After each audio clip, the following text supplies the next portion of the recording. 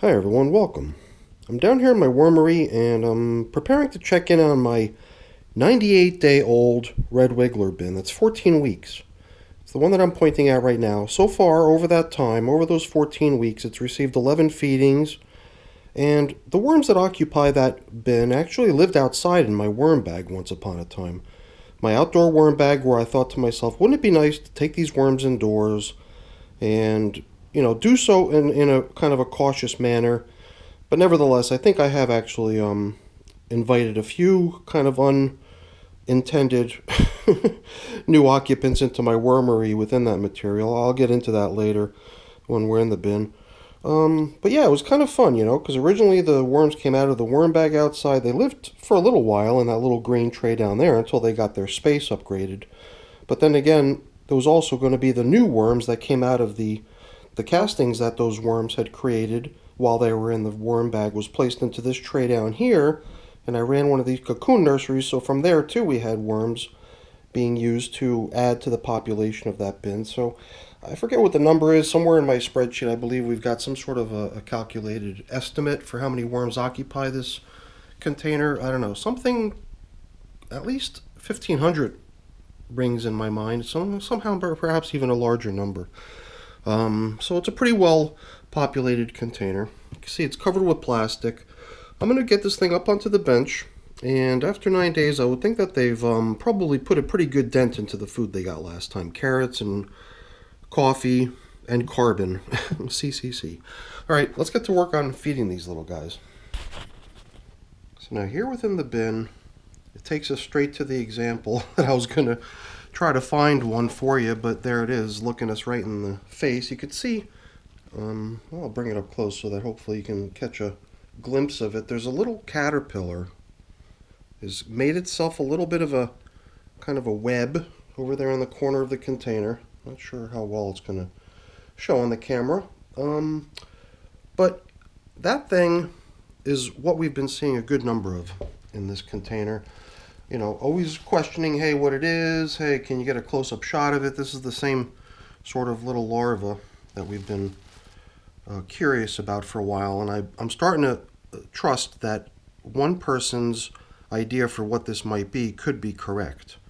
Somebody asked, hey, do you see silky spider-like webs, when I was showing this thing and asking what it might be.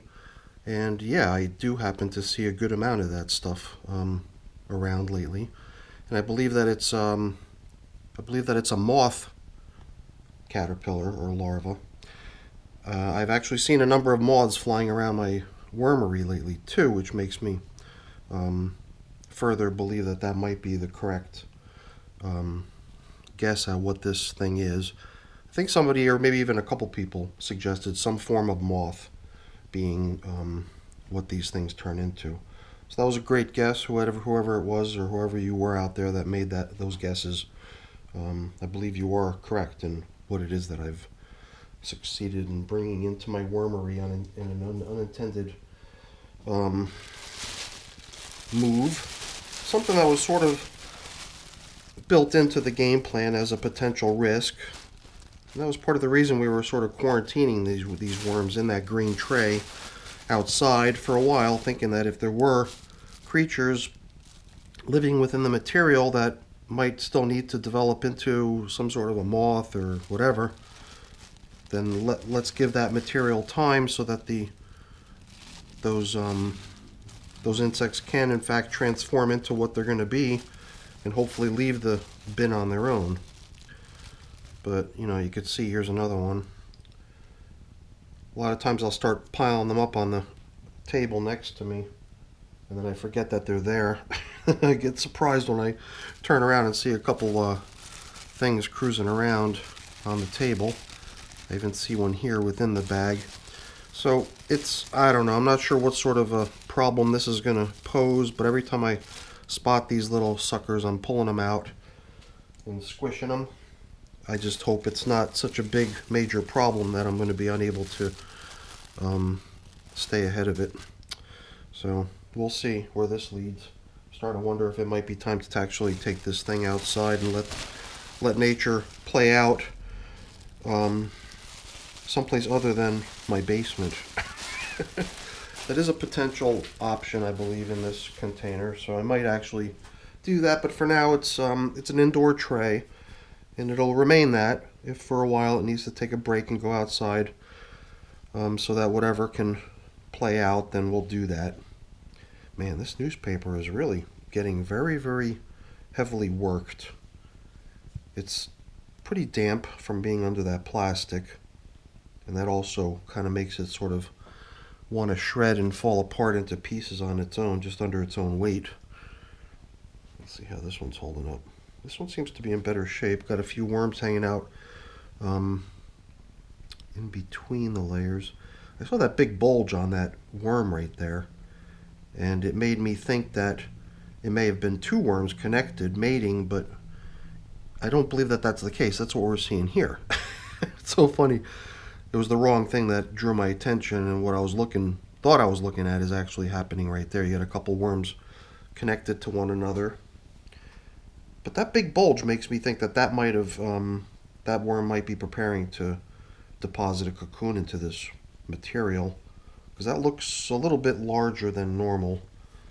And I would think that that's kind of what it must look like before it gets, before it develops into a cocoon and gets deposited into the container.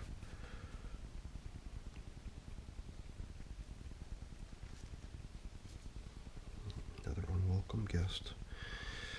Better keep an eye on what I'm doing over here as far as that little pile of insects I'm creating over in the corner. But I definitely see a good number of these things, so it's not surprising that I'm starting to also see the moths that they turn into flying around here or there. I mean, there's only one window here in my wormery, so they usually are gravitated over to that because of the source of light. And then the wily spiders in the basement seem to know that that's probably a good spot to collect up flying insects. So a lot of them I find are snared in a cobweb. So whatever, I know this is probably a mistake to have bought this system in here. But like I said, if I believe it gets out of control, I could always take it outside for a while. Until such a time that I don't see any more of these little guys floating around in the bin. So, apologies for taking so long, because I'm somehow sort of fixated on it now. I just feel like I got to find every little caterpillar in here and scoop it out. But I've kind of looked around and around and around the bin a number of times now, so let's leave it at that. Let's continue on and let's see how the last feeding is holding up. I just had this funny feeling about the last feeding when I was in here giving them their food. It was this collection of carrots and frozen carrots combined with coffee, all mixed together right down the middle in here. This too was a pretty good sized chunk of cardboard. We just some rolled up corrugated cardboard. It's sort of fallen apart into little bits and pieces, but you can see how the worms enjoy hanging out down the side of it, inside the layers.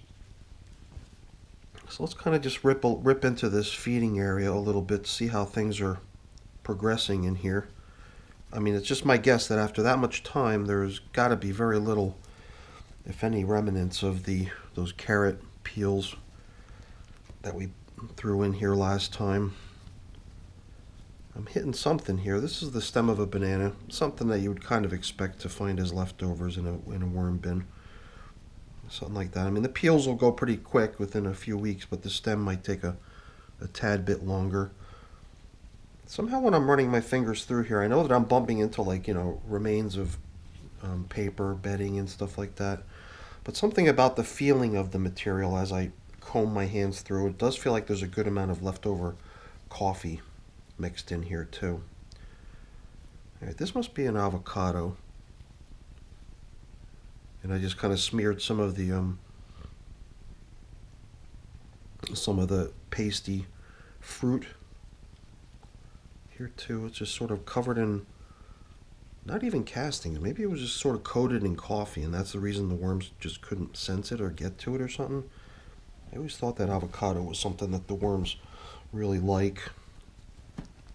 Somehow in my bins it just sits around and remains as leftovers forever, sometimes it seems. I wonder if the worms might have just shot into the feeding area to grab those bits of carrot, and then maybe they just left, because I was kind of expecting to find a little bit of a worm party down in the feeding area, but it doesn't seem that exciting. I could tell from the feel of the material that it's a lot of coffee mixed in here. A lot of yet to be eaten coffee. So I'm just attempting to blend it in. I thought about bringing more coffee down here today. I got a couple days worth stacked up in the kitchen needing to be composted.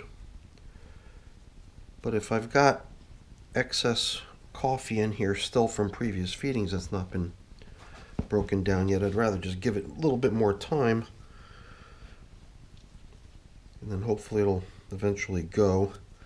The material does seem a little bit dry, and it almost seems like it would benefit from a good juicy kind of a meal if I can come up with something that's going to emit a lot of moisture as it thaws. I've got all kinds of stuff in my freezer set aside for worm feedings.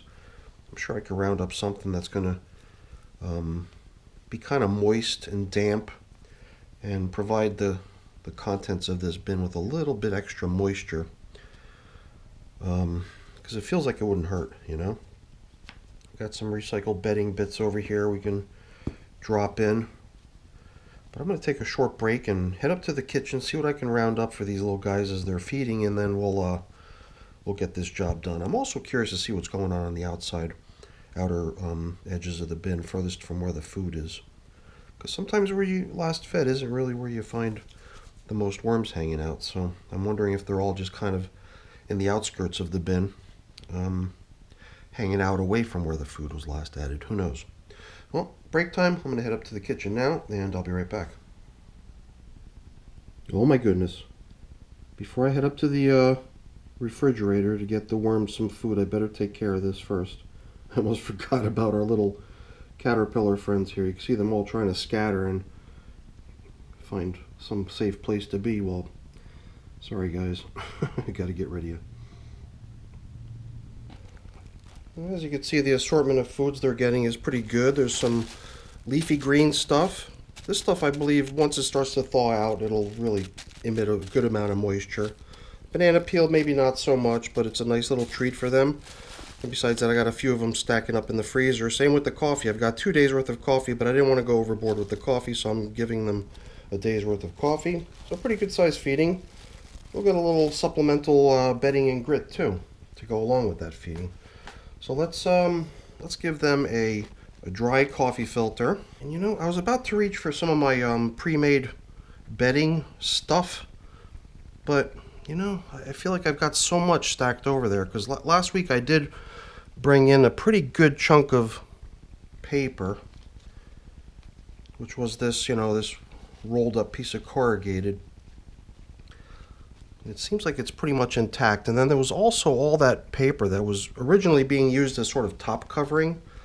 So I think, you know, since we're kind of down now with some top covering material, I can always fetch a nice fresh piece to cover up with on the top surface, and then use some of this pretty weathered paper as the foundation for today's feeding. I mean, we've even got the old coffee filter, which is also quite beaten up. So perhaps we'll preserve the coffee filter from today's feeding to use as our new replacement feeding zone indicator, and we'll compost the old one.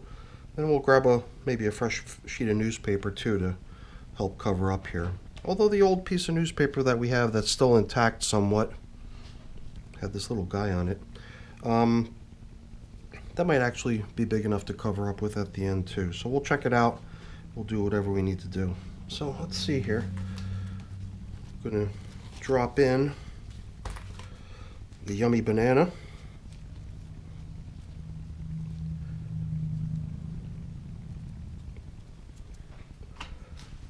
Maybe we'll see if we can place the coffee in here in small amounts rather than allowing it to be in a big huge stack. Maybe it'll get better attention as far as being consumed. Perhaps also if there's a little bit of grit mixed around it, might also increase its appeal. So I think that'll be hopefully a way to make sure that we don't end up with tons of leftover coffee every time, is to maybe just try to apply it to the bin in a way that it's sort of getting moisture from thawing veggies, so that it's near grit, which is something the worms are going to go after because they need it anyway. So I don't know, otherwise the coffee in my bins just seems to get neglected somehow. I don't know why. Well, hopefully this layering of the materials helps a little bit with its breakdown. I'm hoping that these Brussels sprouts leaves are going to emit a good amount of moisture. We've still got about another equal amount remaining in the bag, so let's drop out what remains. Alright. A couple other things mixed in here alongside of it, but mostly Brussels sprout leaves. And I always find that, you know, freezing these sort of green leafy vegetables before feeding them seems to really increase the rate at which the stuff gets consumed by the worms. There's also that other YouTube channel where the similar test was done on some cabbage side by side, frozen and not frozen. So some raw, fresh cabbage, and yeah, the Learn by Doing channel. It's pretty interesting to see how quickly the frozen cabbage broke down compared to the fairly slow rate at which the raw, fresh cabbage was still gradually just being broken down in the early stages of being broken down. So that freezing and thawing seems to help a lot. Alright, so you know, like I said, we're almost approaching 100 days of age in this bin, and for that particular reason I would probably not want to add any sort of bedding such as leaves anymore, because the leaves always bring with them these little sticks and stems. The plastic covering has been on this bin, you know, since the get-go, and I was toying with the idea of maybe removing it and switching over to cardboard type coverings, but it does feel like what moisture's in this bin would be ashamed to be lost to evaporation, because it's, you can probably tell just from its appearance how it all just sort of, it's flaky and it flows. It's perhaps a little drier than it needs to be or should be.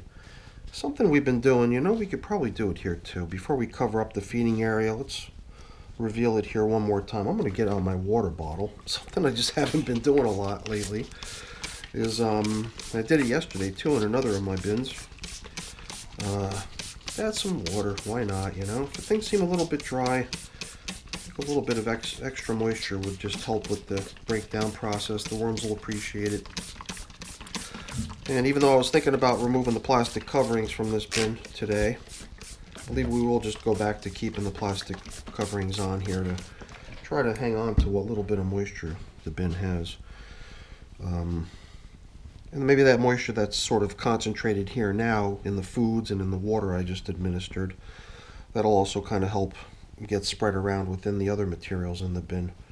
With the plastic covering, it just helps things sort of equalize as far as moisture content and dampness is concerned. You know, we didn't really check this lower edge of the bin, but we've so far not really encountered any one place where there's a whole bunch of worms. I had thought that the carrot would be the place to find them, but I saw no leftovers of the carrot, so that carrot could have been history days ago, and the worms could have just moved on looking for other things. Because in this bin it just seems like everywhere I look there's worms, but no one particular spot where there's a major concentration of them. Who knows, maybe the banana peels we just added will produce a result like that, or if we came back sooner than 9 days, if we returned to the bin without waiting so long for all the existing foods to be diminished or depleted, we might find worms hanging out where we had fed, but right now this is the best we get. It was fun. Nice worm bin check-in. These are chunks of an avocado's pit that I sliced into little slices. Makes the stuff really soft and pliable and crumbly, hopefully increasing its breakdown speed. You can see other things here too, including what I fished out earlier, which is the cork. I keep forgetting that some of my systems sometimes have a cork in them, because the cork was once placed into one of my bins years ago to see how long it takes to break down in a worm bin, but somehow